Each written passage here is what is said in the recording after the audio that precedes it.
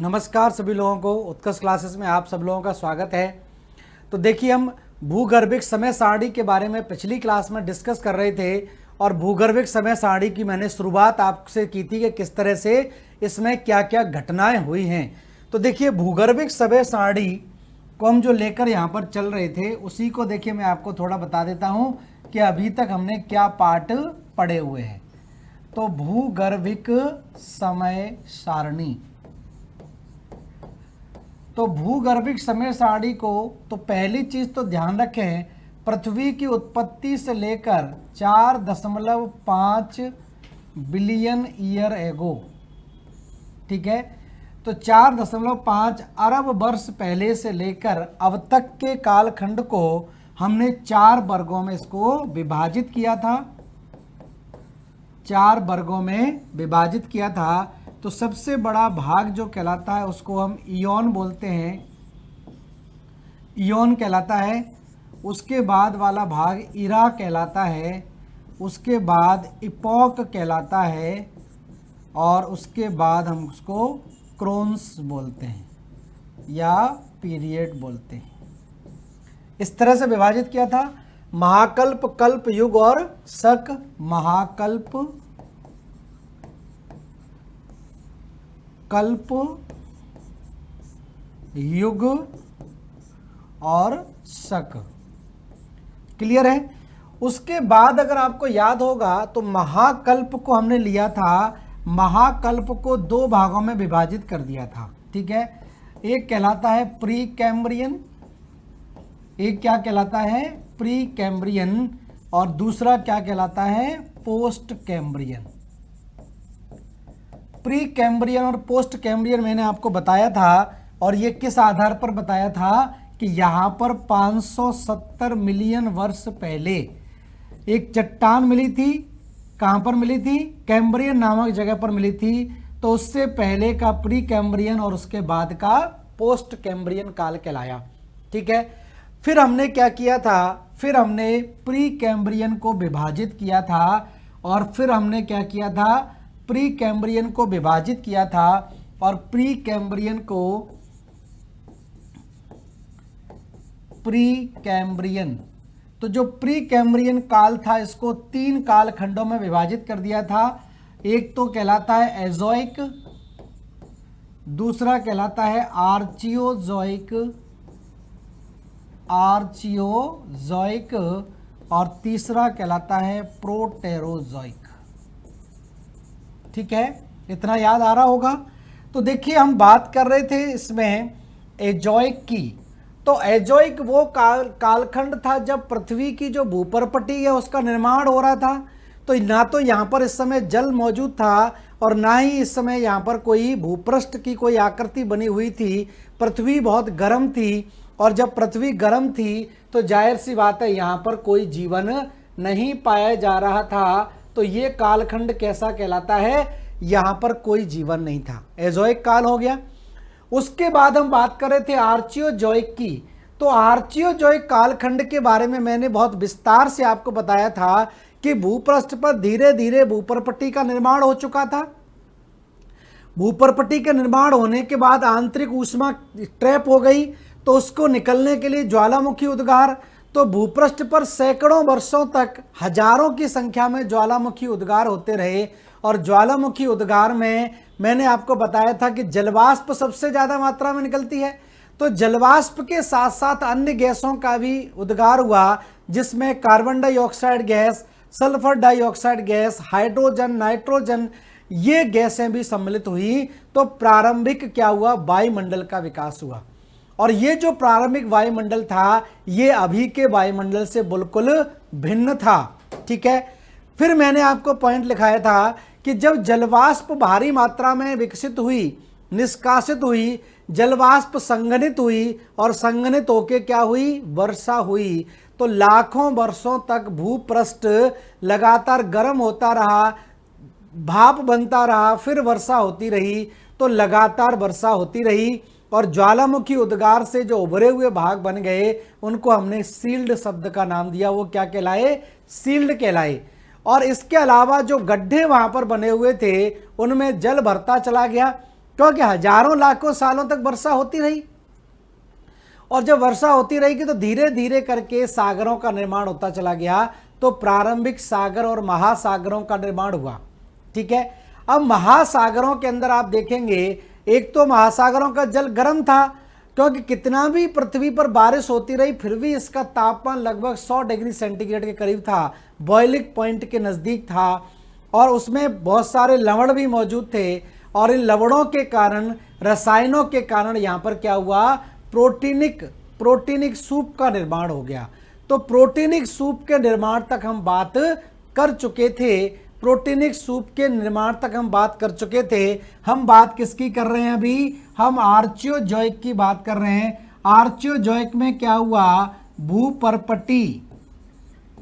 भूपर्पटी बनी, भूपर्पटी के तोड़ने से क्या बने, ज्वालामुखी उद्गार हुआ, ज्वालामुखी उद्गार से जलवाष्प निकली, और जलवाष्प निकली तो क्या हुआ, सघन बादलों का निर्माण हुआ, और बादलों का निर्माण होगा तो वर्षा होगी, और वर्षा होगी तो क्या होगा, सागर और महासागरों का निर्माण हुआ। और इन महासागरों में क्या स्थिति बनती है, इन महासागरों में, ठीक है, क्या क्या थे, गर्म जल, रसायन, कई सारे केमिकल और लवण, इन सब के मिलने से यहाँ पर एक सूप का निर्माण हो गया, और इस सूप को क्या किया गया, क्या कहा गया, प्रोटीनिक सूप कहा गया। ठीक है, ये स्थिति रही किसको, आर्चियोजॉइक में। तो आर्चियोजॉइक में मैं आपको लिखा चुका था 3 पॉइंट, अगला पॉइंट लिखिए, अगला पॉइंट डालिए। यहाँ तक हम बात कर चुके थे, अब इसके बाद वाला पॉइंट आप नोट डालिए, पहला नेक्स्ट पॉइंट लिखिए, बादल तथा वर्षा के प्रभाव से, पॉइंट डालिए, मैं लिखूंगा नहीं, मैं बोल रहा हूं, आप लोग लिखते जाइए। बादल तथा वर्षा के प्रभाव से पृथ्वी की सतह के तापमान में, बादल तथा वर्षा के प्रभाव से पृथ्वी की सतह के तापमान में अचानक कमी आई, पृथ्वी की सतह के तापमान में अचानक कमी आई।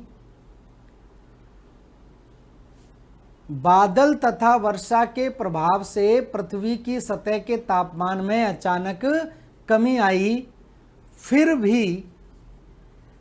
भी यह तापमान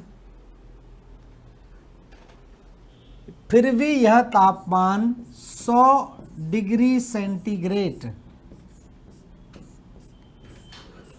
फिर भी यह तापमान 100 डिग्री सेंटीग्रेड के आसपास था,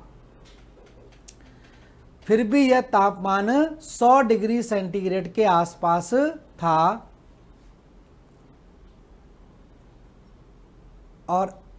और इसी जल में विभिन्न प्रकार के लवण, और इसी जल में विभिन्न प्रकार के लवण तथा रसायन मिश्रित थे। ठीक है, तो 3 चीजें यहां पर बनी सागरों में, एक तो तापमान ज्यादा, लवण आ गए, क्योंकि लगातार पानी पठारों से बहते हुए सागर में आएगा, फिर वर्षा होगी, फिर तो धीरे धीरे करके चट्टानों को काटकर वो लवणों को कहाँ निक्षेपित कर देगा, सागरों में निक्षेपित कर देगा। ठीक है, तो इस तरह से आप देखें 3 चीजें यहां पर बनी, तापमान ज्यादा, लवण और रसायन यहां पर मिश्रित होते चले गए। ठीक है, अगला पॉइंट लिखिए, नेक्स्ट पैराग्राफ से लिखिए आगे, इसी के आगे, लवण एवं रसायनों से युक्त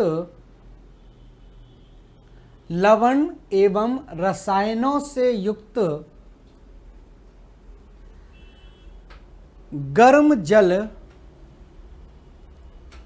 लवण एवं रसायनों से युक्त गर्म जल प्रोटीनिक सूप की भांति था, प्रोटीनिक सूप की भांति था। प्रोटीनिक सूप की भांति था। इस प्रोटीनिक सूप में, इस प्रोटीनिक सूप में प्रकाश रासायनिक प्रक्रिया के परिणाम स्वरूप, इस प्रोटीनिक सूप में प्रकाश रासायनिक प्रक्रिया या फोटोकेमिकल रिएक्शन, फोटोकेमिकल रिएक्शन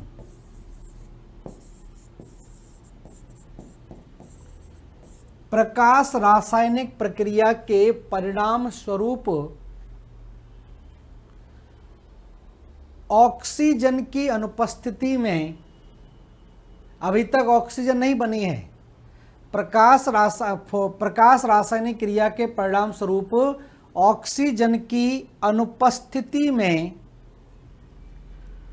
प्रथम जीव का उद्भव हुआ, प्रथम जीव का उद्भव हुआ,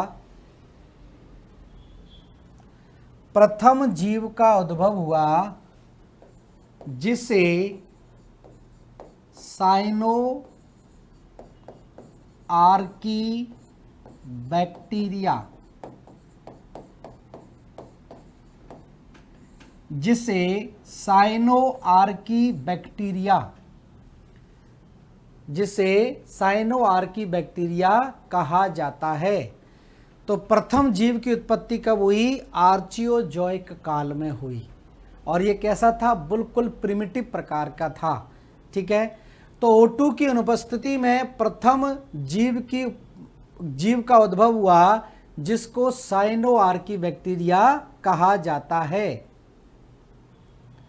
साइनो बैक्टीरिया कहा जाता है। अगला पॉइंट लिखिए इसमें आगे, नेक्स्ट लिख लिया अगला पॉइंट, जैव विकास के क्रम में, अगला पॉइंट लिखिए, जैव विकास के क्रम में प्रकाश संवेदी पादप प्लवक, जैव विकास के क्रम में प्रकाश संवेदी पादप प्लवक, पादप प्लवक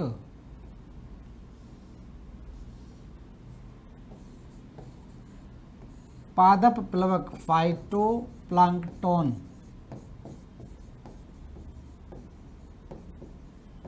ठीक है। तो ये फोटो सेंसिटिव जो है वो प्रकाश संवेदी, मतलब फोटो सेंसिटिव फाइटोप्लैंक्टन पादप प्लवकों का विकास, प्रकाश संवेदी पादप प्लवकों का विकास सागरीय जल क्षेत्र में हुआ, सागरीय जल क्षेत्र में हुआ। तो यहां पर देखिए दो चीजें बन गई, एक तो आपका आर्की बैक्टीरिया बन गया, साइनो आर्की बैक्टीरिया या जीवाणु का विकास हो गया। दूसरा यहां पर क्या बन गए? शैवाल बन गए। ये क्या बन गए? शैवाल।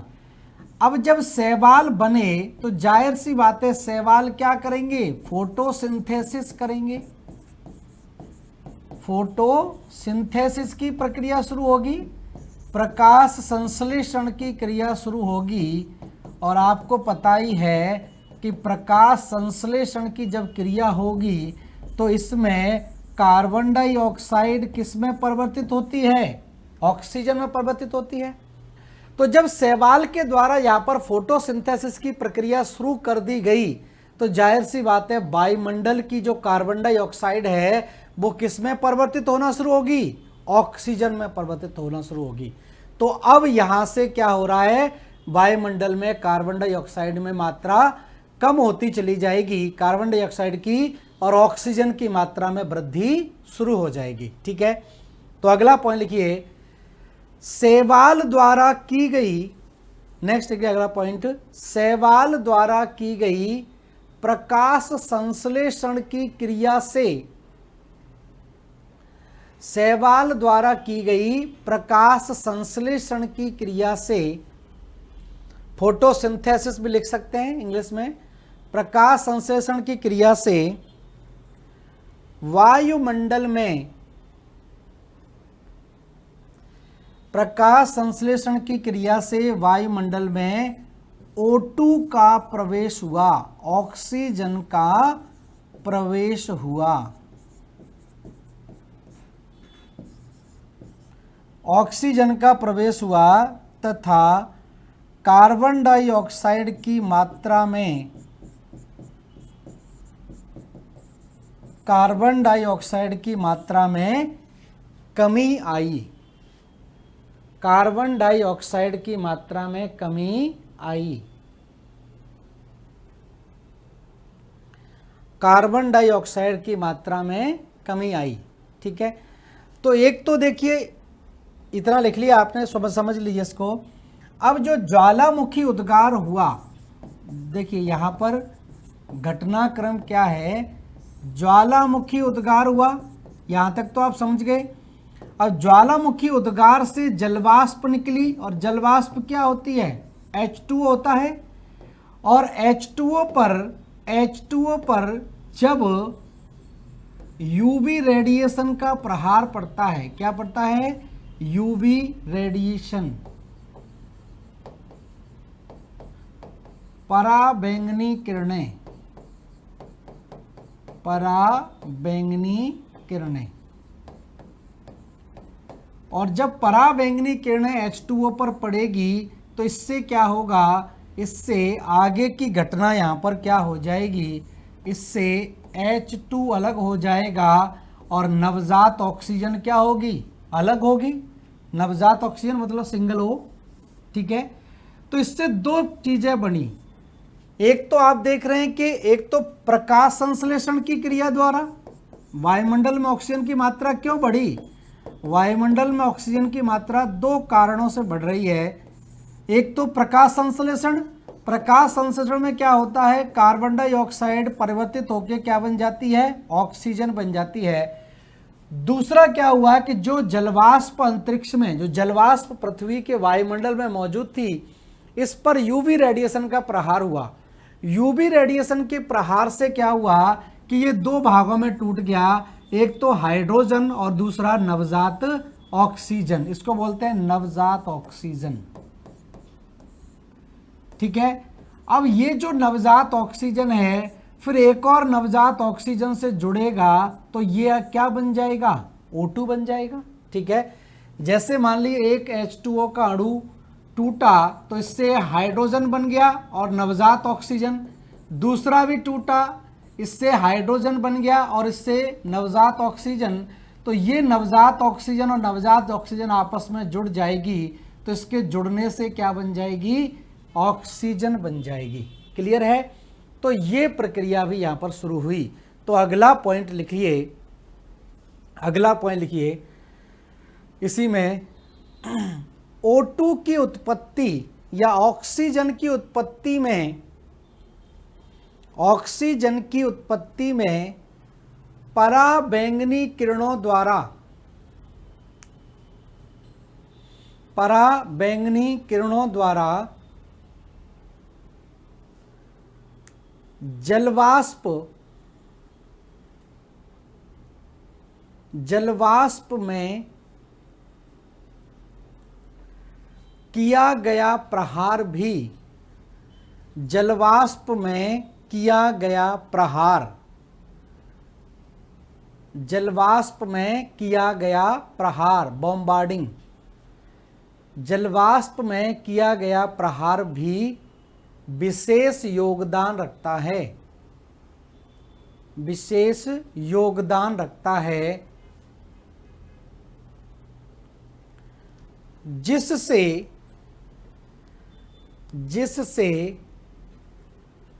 हाइड्रोजन तथा नवजात ऑक्सीजन, जिससे हाइड्रोजन तथा नवजात ऑक्सीजन विखंडित होकर हाइड्रोजन तथा नवजात ऑक्सीजन विखंडित होकर वायुमंडल में व्याप्त हो गई। हाइड्रोजन तथा नवजात ऑक्सीजन विखंडित होकर वायुमंडल में व्याप्त हो गई। अब नेक्स्ट पैराग्राफ से लिखिए, नेक्स्ट पैराग्राफ से, पृथ्वी के गुरुत्वाकर्षण बल के प्रभाव से, पृथ्वी के गुरुत्वाकर्षण बल के प्रभाव से, पृथ्वी के गुरुत्वाकर्षण बल के प्रभाव से, जैसे ये मान लीजिए पृथ्वी है, तो पृथ्वी का गुरुत्वाकर्षण बल काम करेगा, ठीक है। तो पृथ्वी के गुरुत्वाकर्षण बल के प्रभाव से नाइट्रोजन तथा ऑक्सीजन, नाइट्रोजन तथा ऑक्सीजन जैसी गैसें पृथ्वी के गुरुत्वाकर्षण बल के कारण नाइट्रोजन तथा ऑक्सीजन जैसी गैसें धरातल के समीप इकट्ठा हुई। नाइट्रोजन तथा ऑक्सीजन जैसी गैसें धरातल के समीप इकट्ठा हुई, जबकि हाइड्रोजन जैसी हल्की गैसें, जबकि हाइड्रोजन जैसी हल्की गैसें ऊपरी वायुमंडल में चली गईं। हाइड्रोजन जैसी हल्की गैसें ऊपरी वायुमंडल में चली गईं, ऊपरी वायुमंडल में चली गईं,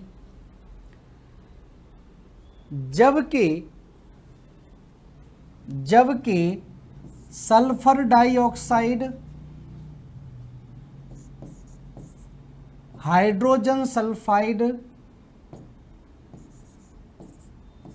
नाइट्रस ऑक्साइड, जबकि sulphur dioxide, hydrogen disulphide, nitrous oxide, nitrous oxide तथा CO2, दोबारा से रिपीट कर देता हूं, जबकि sulphur dioxide, hydrogen sulphide, nitrous oxide तथा carbon dioxide, sulphur dioxide, hydrogen sulphide, nitrous oxide तथा कार्बन डाइऑक्साइड जैसी गैसें वर्षा के जल के साथ घुलकर, वर्षा के जल के साथ घुलकर, वर्षा के जल के साथ घुलकर अम्ल वर्षा के रूप में, अम्ल वर्षा, एसिड रेन, अम्ल वर्षा के रूप में धरातल में निक्षेपित होती चली गई। अम्ल वर्षा के रूप में धरातल में निक्षेपित होती चली गई, निक्षेपित होती चली गई। तो ये है आर्चियोजॉइक इरा, ठीक है। तो आर्चियोजॉइक इरा से क्लियर हो गया होगा कि इस कालखंड में क्या क्या घटनाएं हुई हैं। भूपरपट्टी का निर्माण शुरू हुआ, ज्वालामुखी उद्गार से शील्ड का निर्माण हुआ और ज्वालामुखी से निकलने वाली गैसों से बादल बने, बादलों से वर्षा हुई और वर्षा का जल निरंतर गड्ढों में जमा होता गया, जिससे महासागर और सागरों का निर्माण हुआ। और उन सागरों में तापमान ज़्यादा था, लवण और रसायन के मिलने से प्रोटीनिक सूप का निर्माण हो गया और उस प्रोटीनिक सूप से क्या बन गया, साइनो आर्की बैक्टीरिया का निर्माण हुआ और साथ में ही शैवाल का निर्माण हुआ।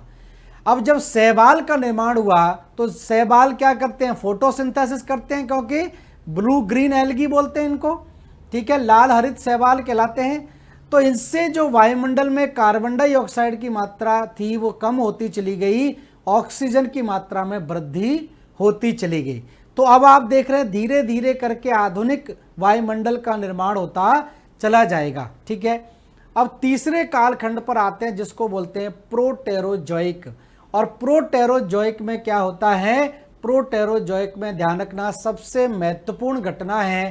पहली चीज तो यहां पर हम देखेंगे इस कालखंड में क्या हुआ कि एक तो प्रोटोजोआ का निर्माण हुआ, दूसरी चीज क्या हुई कि इसमें भूगर्भिक हलचल शुरू हुई, भूगर्भिक हलचल जिसको कहा जाता है।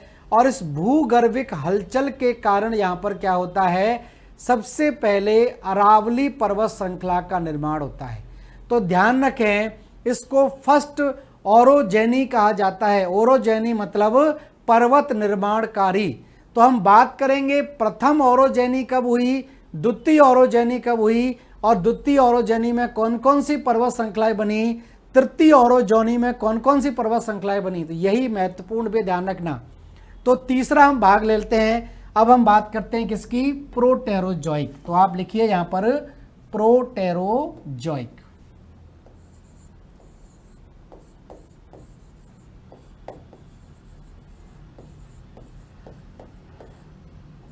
ठीक है।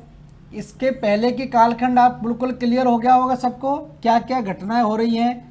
प्रोटेरोजोइक कालखंड की हम बात करें तो ये कब से कब तक है, ये मैंने आपको बताया 2.1 अरब वर्ष से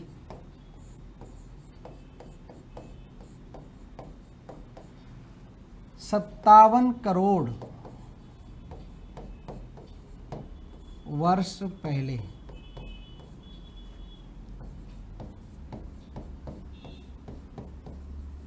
ये कालखंड है, ठीक है।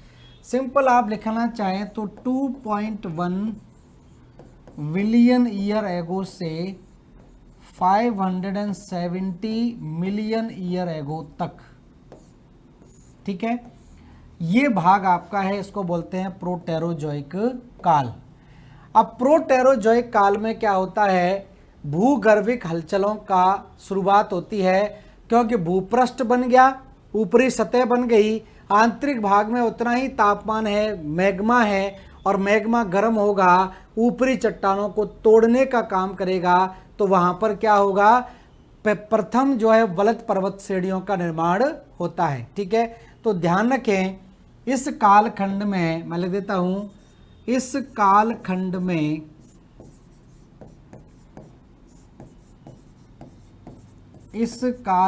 में भूगर्भिक हलचलों द्वारा,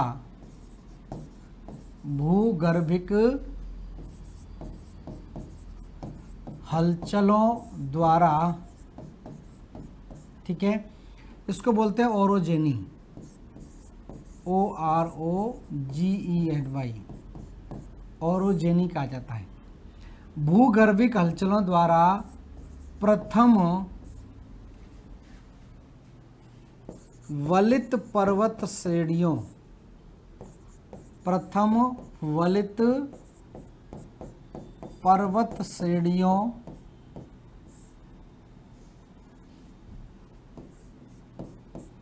श्रेणियों का उद्भव एवं विकास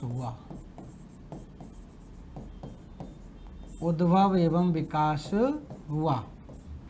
तो भूगर्भिक हलचलों के कारण सबसे पहले फोल्ड पड़ गए, ठीक है, क्या बन गए, फोल्ड बन गए। अगर किसी भूपृष्ठ पर आंतरिक बल काम करते हैं तो इस पर क्या पड़ जाते हैं, इस तरह की स्थिति बन जाती है। तो ये जो फोल्ड पड़ गए, इससे प्रथम श्रेणी के वलित पर्वत श्रेणी का निर्माण हुआ, जिसमें आपके ध्यान रखना, उदाहरण ध्यान रखना, जैसे बहुत इंपॉर्टेंट है, उदाहरण ध्यान रखना, जैसे अरावली। इसी वजह से अरावली को हम दुनिया की सबसे पुरानी पर्वत श्रृंखला बोलते हैं। इसी समय बनी सतपुड़ा और इसी समय बना पूर्वी पूर्वी घाट आदि। ये ध्यान रखें, ये स्थिति यहाँ पर बनती है। तो इस कालखंड में क्या हुआ कि भूगर्भिक हलचलों के प्रभाव से पृथ्वी की सतह पर प्रथम बलत पर्वतों का उद्भव एवं विकास हुआ। ठीक है, तो इसी वजह से आप देखेंगे सबसे पहले यहाँ पर अरावली का निर्माण हुआ। तो अरावली ध्यान रखना विश्व की सबसे प्राचीनतम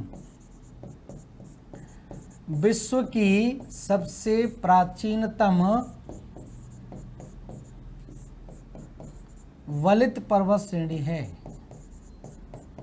वलित पर्वत श्रेणी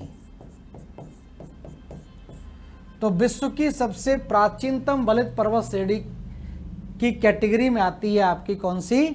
ध्यान रखना अरावली।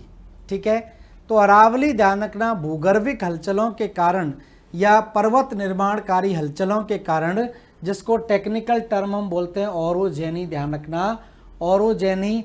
तो फर्स्ट ओरोजेनी यहाँ पर हुई, प्रथम भूगर्भिक हलचलें हुई और भूपृष्ठ पर क्या बन गई? ऊंची ऊंची पर्वत श्रृंखलाएं बन गई, जिसमें अरावली का नाम भी आपका आता है। अब जैविक विकास के क्रम में आप देखेंगे, जैविक विकास के क्रम में क्या हुआ? ये तो भूपृष्ठ पर निर्माण हुआ। अब नेक्स्ट लिख लें, आगे लिख लें अगला पॉइंट नीचे, जैविक विकास के क्रम में, जैविक विकास साथ साथ में जीवों का भी विकास हो रहा था। जैविक विकास के क्रम में प्रोटोजोआ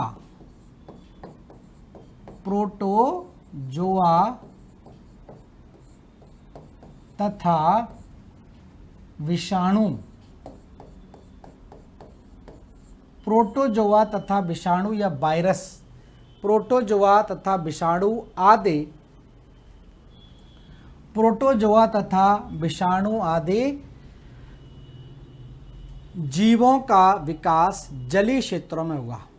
तो प्रोटोजोआ और विषाणु आदि जीवों का विकास जलीय क्षेत्रों में हुआ। अभी जीवों का विकास कहाँ हो रहा है? जलीय क्षेत्रों में हो रहा है, महासागरों में ये घटनाएं हो रही है। अभी भूपृष्ठ पर ऐसी कोई हरकत नहीं हो रही है। क्लियर है इतना?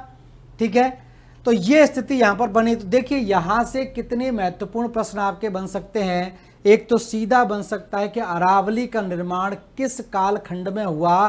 तो कौन सा कालखंड? ध्यान रखना प्रोटेरोजोइक। कौन सा है? प्रोटेरोजोइक। और इसी में क्या है, कौन से जीव विकसित हुए? प्रोटोजोआ। तो प्रोटेरो से ध्यान रखना प्रोटोजोआ और वायरस यहां पर इस समय विकसित हुए। तो यहां पर पहली जो भूगर्भिक हलचल हुई जिससे अरावली, सतपुड़ा और पूर्वी घाट जैसी पर्वत श्रेणियों का विकास हुआ। तो ये क्लियर हो गया होगा। ये में हम बात कर चुके हैं किसकी? प्री कैम्ब्रियन की। प्री कैम्ब्रियन कालखंड आपका क्लियर हुआ होगा। ठीक है, मैं एक बार इसको रिवाइज आपको करा देता हूं कि इसके अंदर क्या क्या घटनाएं आपकी हुई हैं, क्या क्या घटनाएं यहां पर हुई हैं। तो देखिए हम अभी बात कर रहे थे किसकी? प्री कैम्ब्रियन की। तो एक बार रिवाइज करा देता हूं, सारी चीजें आपको क्लियर हो ही गई हैं। प्री कैम्ब्रियन, फिर बात करेंगे पोस्ट कैम्ब्रियन की। तो प्री कैम्ब्रियन कालखंड हम कब से मानकर चल रहे थे? 4.5 बिलियन ईयर एगो से लेकर 570 मिलियन ईयर एगो तक। इसको 3 भागों में हमने विभाजित कर दिया था। ठीक है, 3 भागों में इसको विभाजित कर दिया था। एक कहलाता है एजोइक, एक कहलाता है, इसको हम बोलते हैं आर्चियोजोइक, और एक आपका कहलाता है प्रोटेरोजोइक। प्रोटेरोजोइक कहलाएगा। क्लियर है? ठीक है, तो इसकी हम बात करें, इसके अंदर आप देखेंगे इसमें तो कोई जीवन नहीं था। इसमें आर्चियोबैक्टीरिया आ गया और इसमें कौन आ गया? प्रोटोजोआ आ गया। यहां पर कोई भूप्रपट्टी का निर्माण नहीं हुआ था, यहां भूप्रपट्टी का निर्माण हो गया, भूपृष्ठ का निर्माण हो गया। ठीक है, सील्ड बन गए, महासागर बन गए। इसी कालखंड में वायुमंडल का जो प्रारंभिक वायुमंडल का विकास हुआ। ठीक है, उसके बाद आपकी प्रोटेरोजोइक काल आ जाता है और आप देखेंगे इसी कालखंड में क्या आया, आर्चियोबैक्टीरिया आया और शैवाल आए। ठीक है, बैक्टीरिया और शैवाल आ गए और यहाँ पर प्रोटोजोआ और क्या आ गए। इस कालखंड में कौन आ गया, एक तो आर्चियोबैक्टीरिया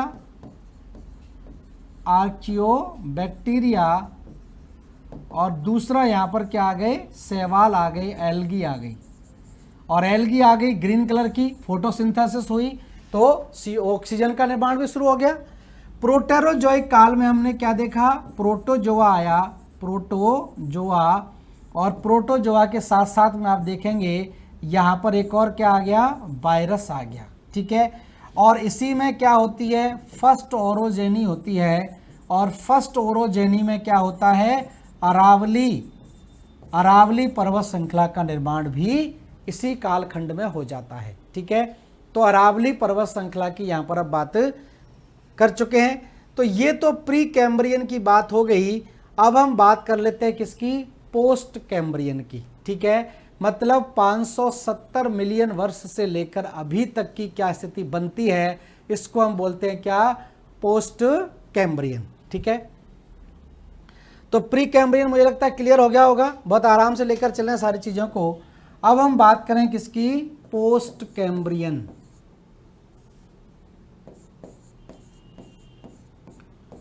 पोस्ट कैम्ब्रियन, ठीक है, पोस्ट कैम्ब्रियन। और पोस्ट कैम्ब्रियन आपका कब से हो जाएगा, 570 मिलियन वर्ष पहले से अब तक, प्रेजेंट तक हो जाएगा। ठीक है, अब इस भाग को हम क्या करते हैं, ये ध्यान रखना किस में डिवाइड है, ये आपका 4 ईरा में डिवाइड है। ठीक है, 4 ईरा में डिवाइड हो जाएगा। एक तो आपका कहलाएगा पैलियोजोइक, एक कहलाएगा मीसोजोइक, एक कहलाएगा सीनोजोइक, एक कहलाएगा नियोजोइक। ये टेक्निकल टर्म ही आपको ध्यान रखने हैं। तो सबसे पहले हम ध्यान रखें पैलियोजोइक कहलाएगा, मीसोजोइक, सीनोजोइक और नियोजोइक। ठीक है, इसको आपको याद रखना इस तरह से, पैलियोजोइक, यही टर्म आपको मिलेंगे और हिंदी भी लिखा हुआ है तो उस पर ज़्यादा बिलीव मत के लिए, हालांकि इसको पुराजीवी बोला जाता है। क्या बोला जाता है, पुराजीवी। ठीक है, ये कहलाता है मीसोजोइक,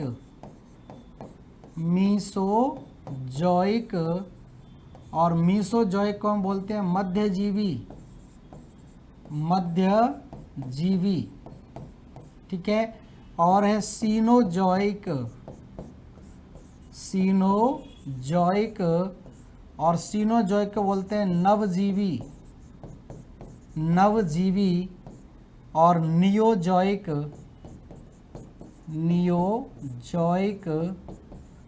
और नियोजोइक को बोलते हैं नूतन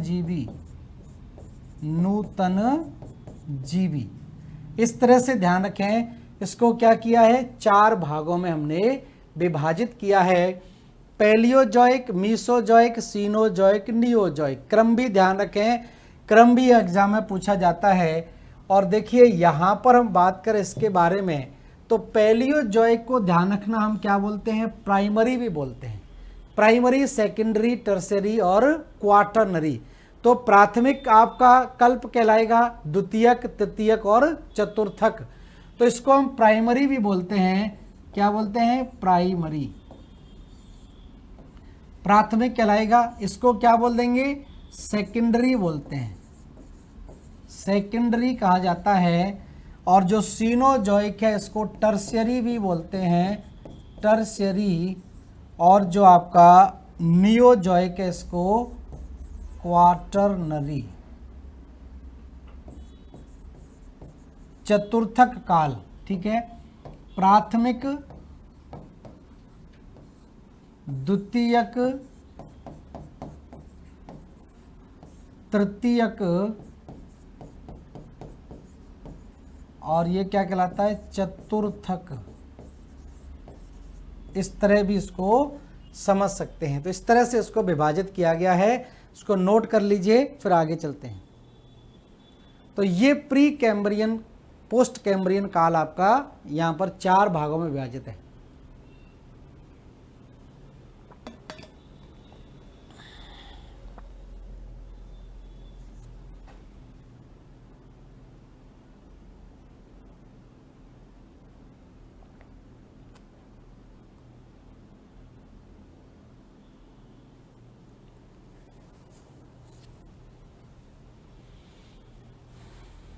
ठीक है, तो लिख लिया होगा, पैलियोजोइक, मीसोजोइक, सीनोजोइक, नियोजोइक। याद ध्यान रखें, पैलियोजोइक, मीसोजोइक, सीनोजोइक और नियोजोइक, ये क्रमबद्ध तरीके से आपको ध्यान रखना है।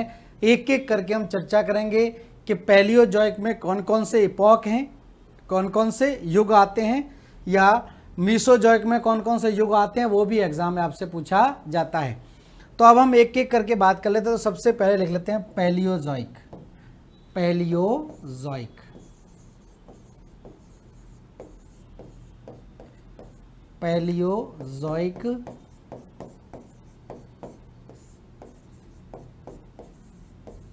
या पुराजीवी। ठीक है, पुराजीवी कहलाएगा। तो ये क्या है, ये वाला पाक का कहलाता है इरा। ये इरा है।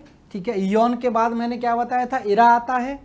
तो जो पोस्ट कैम्ब्रियन है वो क्या है, वो आपका क्या कहलाएगा, वो इयोन कहलाएगा, और ये क्या कहलाएगा, इरा कहलाएगा। और ये जो पैलियोजोइक है, ये 6 किस में डिवाइड है, 6 इपॉक में डिवाइड है। ये ध्यान रखना। अब हम बात कर रहे हैं किसकी, इपॉक। 6 इपॉक में ये विभाजित है, या 6 युग में विभाजित है।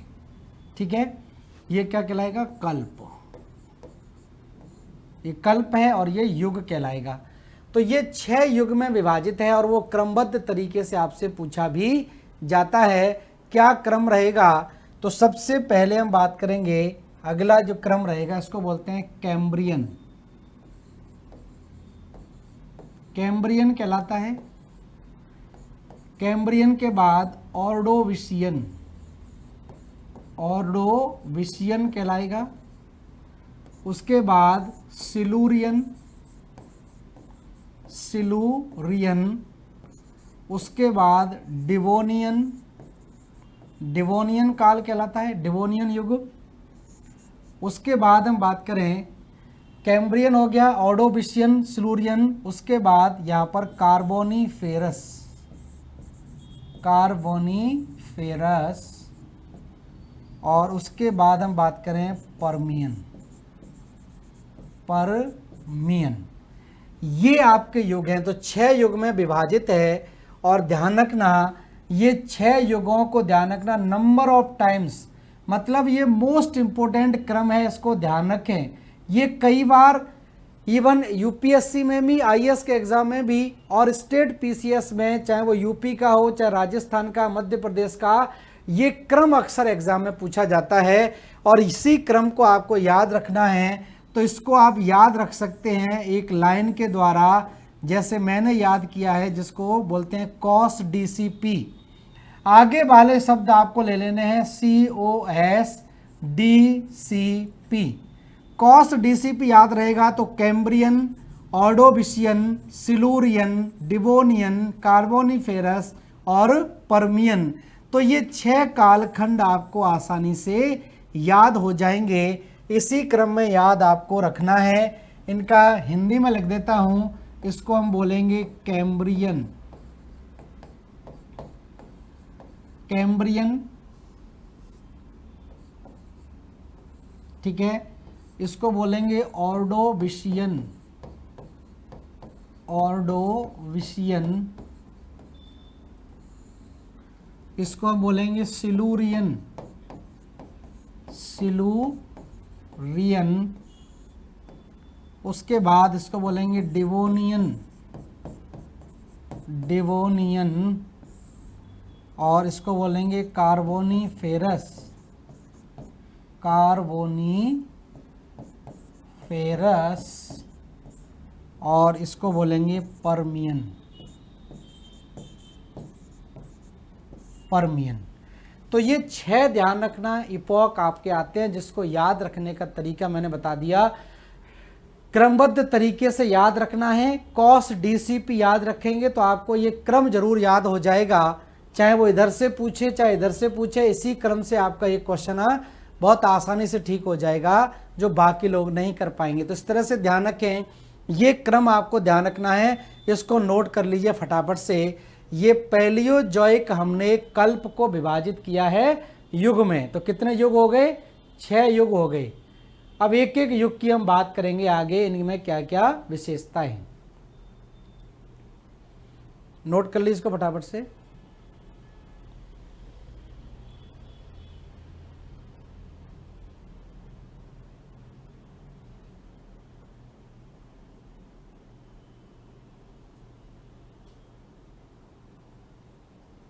ठीक है, अब एक एक करके हम बात कर लेते हैं। कैम्ब्रियन में क्या हुआ, ओर्डोविशियन में, सिलुरियन में, डिवोनियन में, तो क्या क्या भूगर्भिक हलचलें हुई और साथ साथ में कौन कौन से जीवों का विकास हुआ।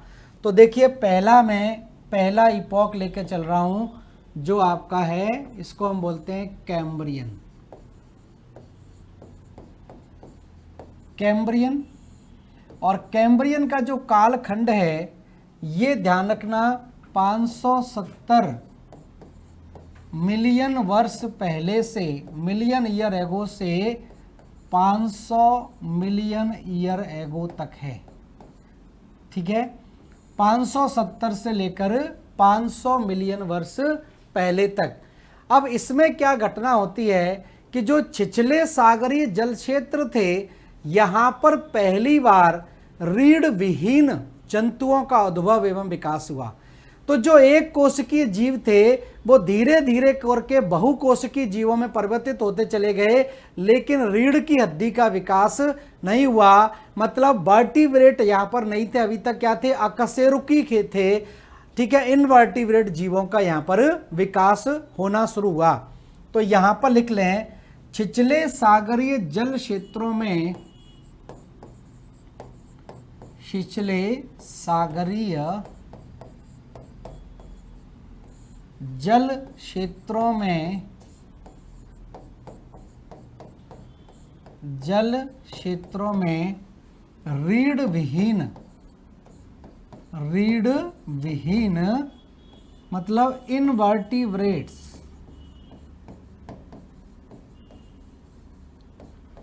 रीढ़ विहीन जंतुओं का उद्भव एवं विकास हुआ, उद्भव एवं विकास हुआ। तो ये स्थिति बनती है कब, कैम्ब्रियन काल के अंदर। ठीक है, कैम्ब्रियन काल के बाद दूसरा काल आता है जिसको बोलते हैं ऑर्डोविशियन, ऑर्डोविशियन।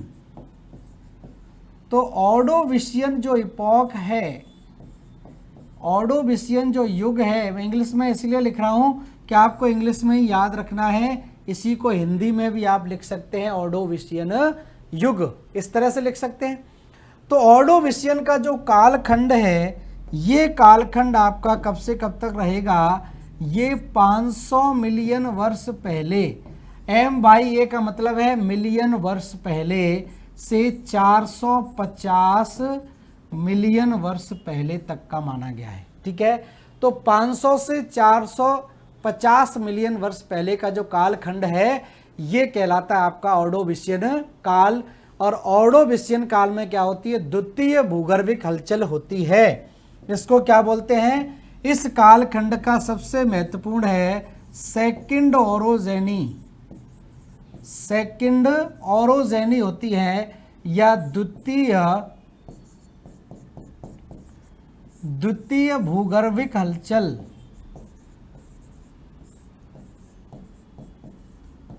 ठीक है, द्वितीय भूगर्भिक हलचल यहां पर होती है और इस द्वितीय भूगर्भिक हलचल को नाम दिया गया है, इसको नाम दिया गया Scandinavian orogeny. Scandinavian orogeny, Scandinavian orogeny या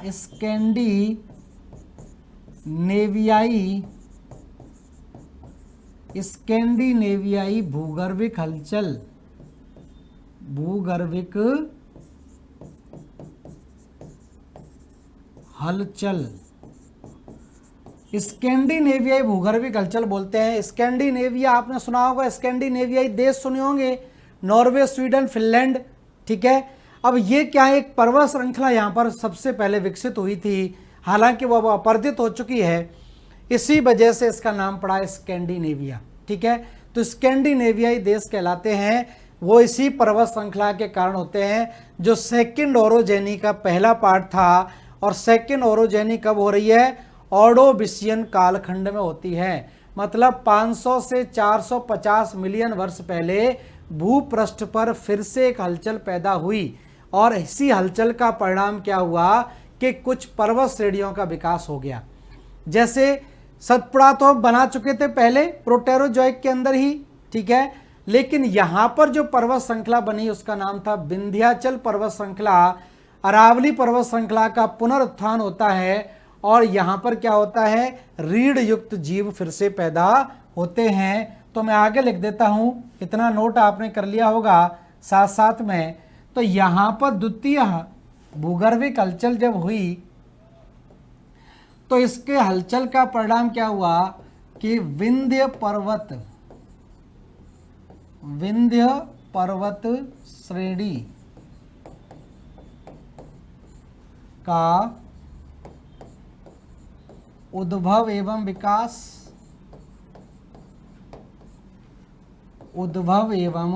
विकास हुआ। विंध्य पर्वत श्रेणी का उद्भव एवं विकास। दूसरा यहां पर क्या हुआ, अरावली का पुनरुत्थान हुआ। बहुत इंपॉर्टेंट है आरएस के एग्जाम के लिए, अरावली का पुनरुत्थान, मतलब द्वारा से अरावली जो है वो ऊपर उठना शुरू हुआ। तो अरावली का पुनरुत्थान कब हुआ, ये काल आपका ऑर्डोविशियन कालखंड कहलाता है। और अगर हम बात करें, ध्यान रखना, जैव विकास के क्रम में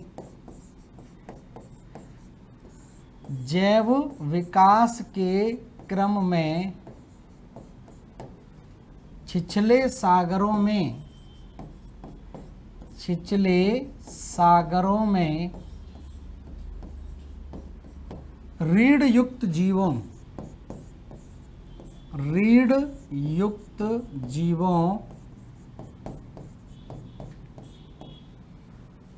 की उत्पत्ति एवं विकास।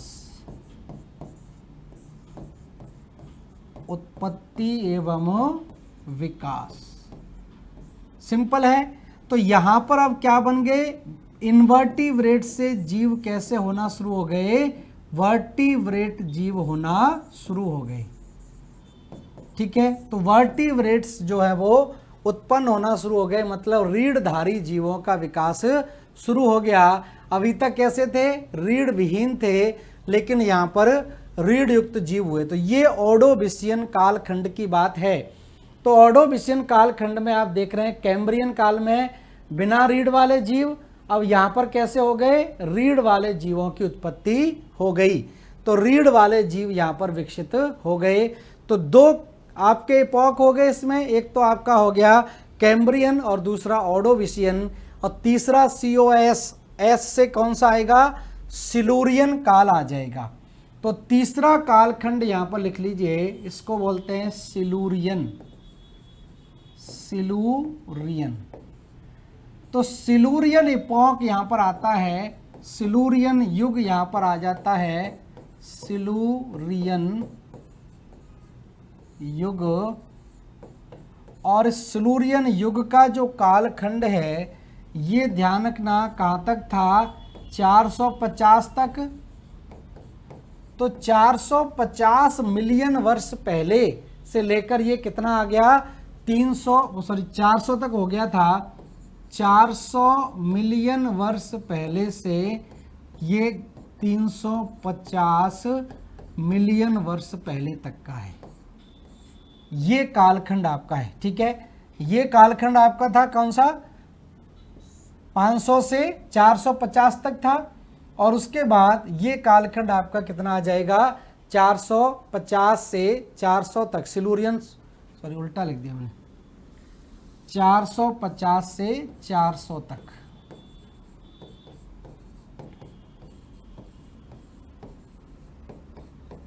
ये घटना इसमें हुई, ठीक है। अब रीढ़ युक्त जीवों का विकास हो गया।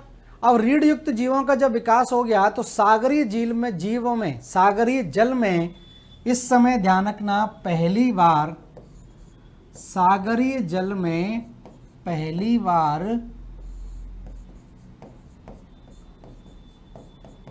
सागरीय जल में पहली बार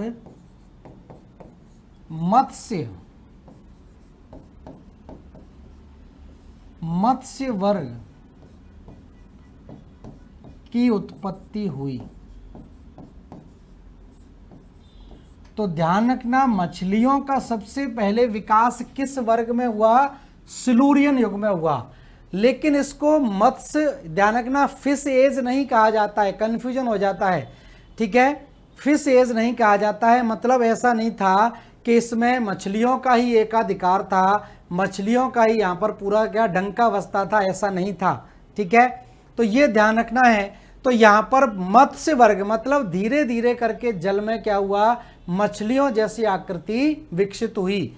और ध्यान रखना, इसके साथ साथ में अभी तक सब घटना कहाँ हो रही थी, पानी के नीचे हो रही थी, लेकिन अब स्थल खंडों पर, ठीक है, ध्यान रखना, स्थल खंडों पर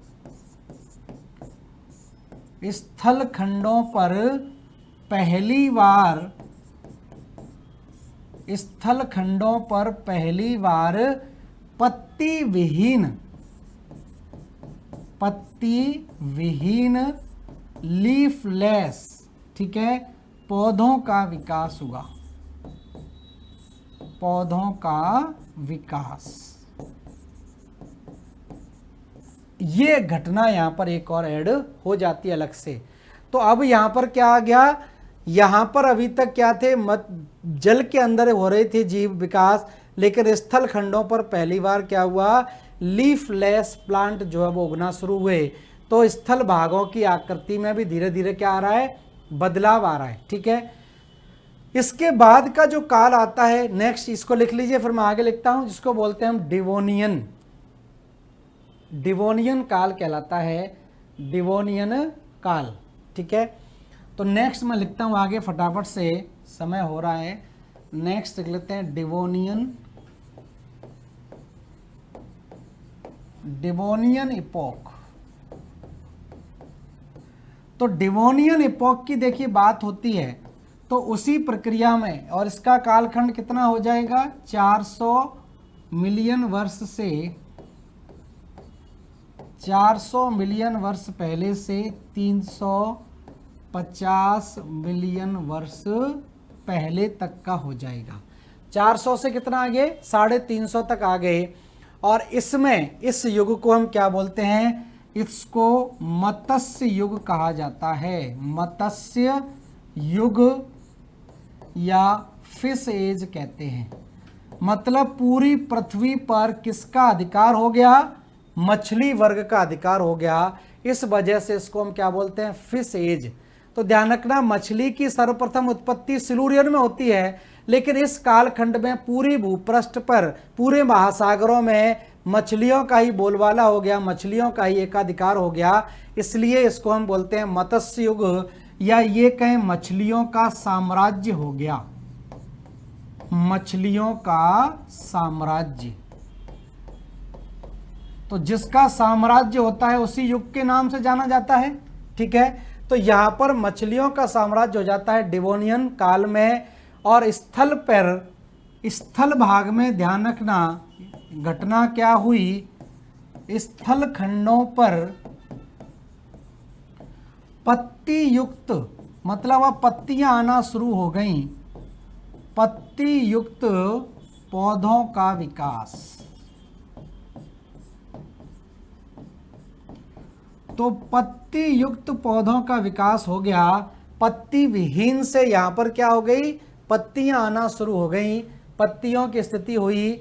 और जाहिर सी बात है, जब पत्तियां आना शुरू हो जाएगी तो प्रकाश संश्लेषण की क्रिया में तीव्र गति, प्रकाश संश्लेषण की क्रिया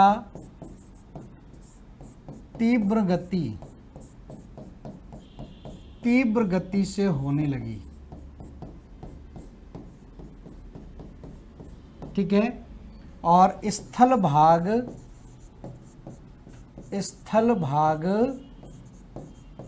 वनस्पतियों से ढक गए। तो जब फोटोसिंथेसिस हो ज़्यादा मात्रा में होगी, खाना ज़्यादा मिलेगा, तो पेड़ पौधों की संख्या में भी क्या हो गई, वृद्धि होना शुरू हो गई। तो आज इसको इतना ही रहने देते हैं, क्योंकि समय आपका पूरा हो गया है। नेक्स्ट क्लास में इसको कंटिन्यू करेंगे। इसी के आगे डिवोनियन के बाद वाला कार्बोनिफेरस काल लेकर चलेंगे। तब तक आप इसको पढ़ लीजिए, रिवाइज कर लीजिए। धन्यवाद सभी लोगों के जुड़ने के लिए। थैंक यू, नमस्कार।